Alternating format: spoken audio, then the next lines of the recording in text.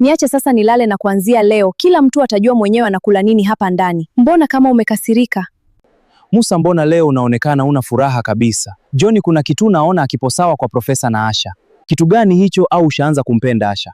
Naona kama Profesa anamfuata Asha siku hizi, na unajua tabia ya Profesa kuchukua first year. Kwani kuna shida gani sasa tena? Kama Asha akitoka na Profesa, maisha yetu yatakuwa mazuri chuo. Nampenda sana Asha.